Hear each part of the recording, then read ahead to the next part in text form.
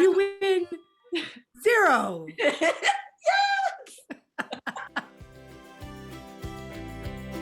My sister in song. Hello, Jen Mize. Hi, Lynny. Hi, Logan. Now, look, you're not from around these parts. No, I am a foreign object. What are you doing in Australia? What brought you here? What am I doing here? I've asked myself that a few times. No, I was brought here by love. I fell in love when working on a cruise ship, and I fell in love with the Australian in the bar with the funny accent that I thought was very, very sexy and charming. Yeah, we hit it off, and we found love on the Love Boat, not actually thinking that we would find love, just thought it would just be I don't know, a really nice fling.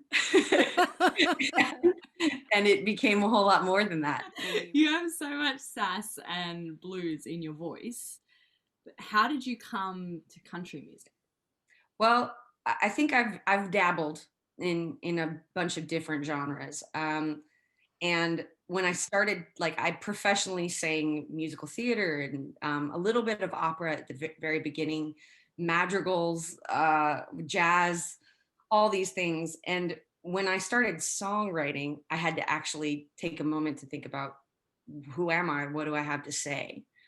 And when I took that moment and started figuring it out and started writing some tunes, a lot of alternative country and Americana just started coming out. So it's bluesy, but it's country.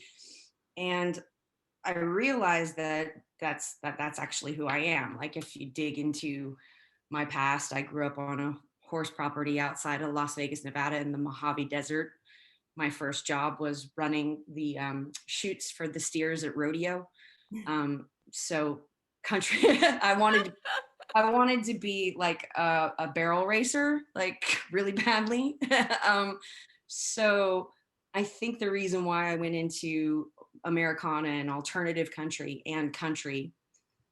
is because, that's how I grew up. My dad had a great record collection and he was a truck driver in the States and Native American, and like lived this kind of self-perceived outlaw rebel kind of existence. And, like, listen to, Willie and Merle and Johnny Cash, and also listen to a lot of classic rock. So a lot of Zeppelin, and, so I grew up with a truck driver as a dad, and I grew up riding horses, and you had no hope, man. You had no hope.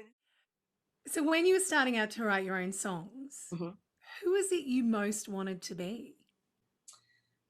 Now, I loved the sound of Bonnie Raitt.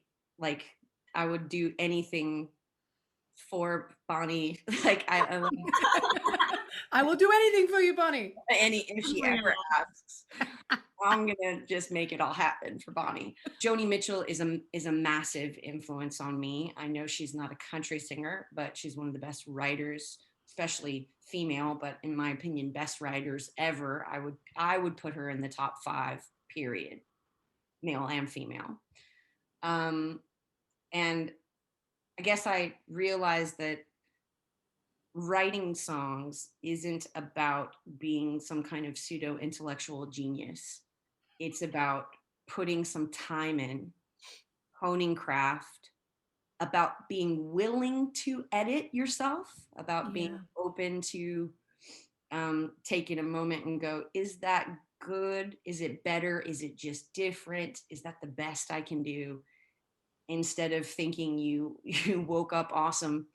And that 10,000 hours idea is really great. Like, I mean, there are plenty of people who go, okay, well, Bob Dylan, and Bob just, said this song poured out of him. Okay, great. Well, but how much time did Bob Dylan put into thinking about songwriting and learning tunes before that song poured out of him? I don't think anyone wakes up awesome. Like I could like If you could go back and speak to your younger self before you knew all this and thought you did wake up awesome, which I think you do, what would you say? if I could speak to my younger self about songwriting, being an artist, I would say put in the time on an instrument, maybe a couple instruments, your voice, put in the time reading, put in the time analyzing other songwriters' work, and then approach everything as you grow and be patient with yourself, and go out there and listen to things, get inspired, eat, breathe, and sleep your craft. And also, the other thing is realize that no one else can be you. You are in competition with no one. If you need to have the framework of the idea of competition in your head, put yourself in competition with yourself the year before, not with anyone else. Because as a writer, your voice as a writer, your thoughts are the only thing that no one else has. And that's the thing you should treasure and nurture and take the time to figure out. Hey, tell me, Jen, who are your sisters in song? I will tell the quick story that my very first music festival here in Australia, the very first time I ever put any of my songs out to an audience more than the Upfront Club at Mulaney on an open mic night. The very first time I did that, I was at a festival, at Urban Country Festival at the Songwriters Cafe. Shout out to Denise and shout out to Brendan Radford for putting my name forward for that. But Lynny, you were playing that same day. And I got off stage and I had a bit of a tough time remembering my songs. I was nervous. But I got off stage and you were screaming at me down the street, like, you woman, who are you? Come here, can't we be friends? And I was like, of course. And I had just seen Like, you. weirdo, back off. You songs. And I was like, oh, that amazing lady's talking to me. She's amazing. Oh my God. You know, Aww. so you've been a sister in song literally from the get-go for me. And Logan, obviously, you know that we have a good history of hanging out, writing songs together. I've watched you come up and I'm super, super proud of the job you're doing in finding yourself as an artist and your songwriting. Yeah, that. My other sisters in song, Greta Ziller has been there for me forever. We've been really good friends for a long time. I'm big on Kelly Brouhaha. Love her to death. I mean, there's so many. Melody Moko is amazing. Allison Forbes is amazing. These are people that I've really felt like we're all coming up together, and everyone's really, really trying to have their own voice and do their own thing, and not let expectation drive their art. And they come off as truly authentic, lovely women. I know we spoke about Joni Mitchell a little earlier. Mm-hmm.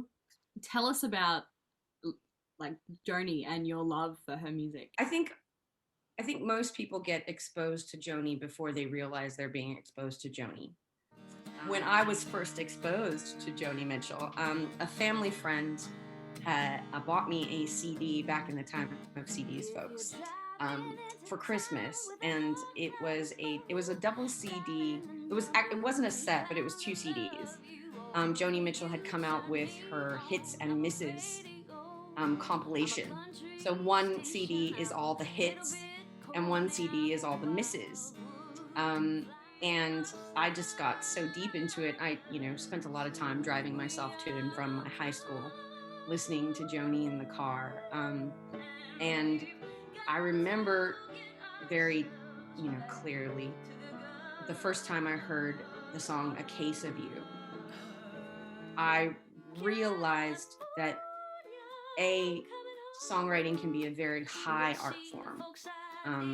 Not, like when people pursue art, whether they pursue playwriting or dance or visual art and different mediums, they're trying to express themselves, but also trying to elevate.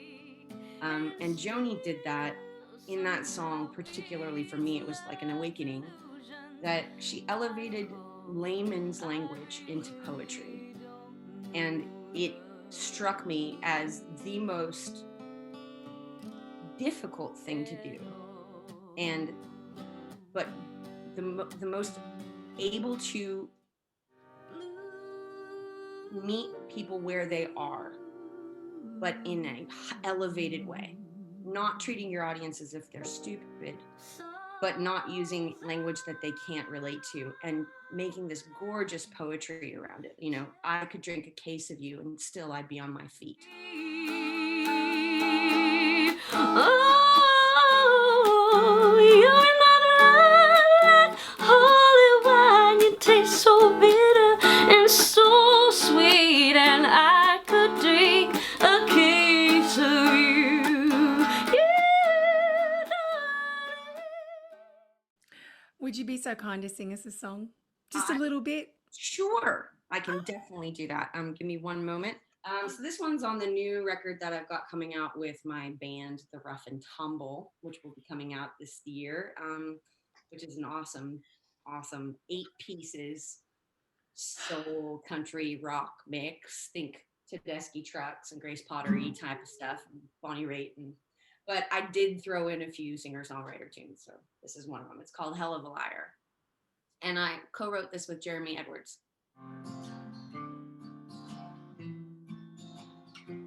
It was a simple chance meeting, breath caught in my chest. You were the last man I thought that I'd see. End of the night and we all go our ways, but you're still looking at me. And your eyes, they gave you away. If you'd only admit that you're feeling this, you just take a little risk and just admit what this is. Just admit it. Can't we just get it started? Can't we just get it started? Can't we just get it started? Can't we just get it started? Why can't we just get it started? Why can't we just get it started? Why can't we just get it started? Why can't we just get it started? Your eyes gave you away. Yes, your eyes, they gave you away. They gave you away. They gave you away. They gave you away.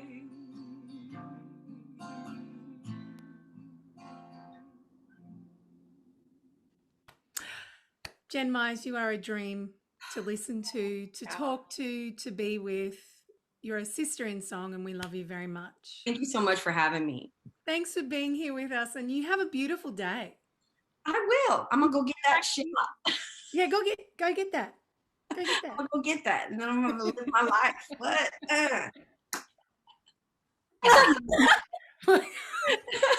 All right, we love you. Love you. Bye, beautiful. Bye. My sister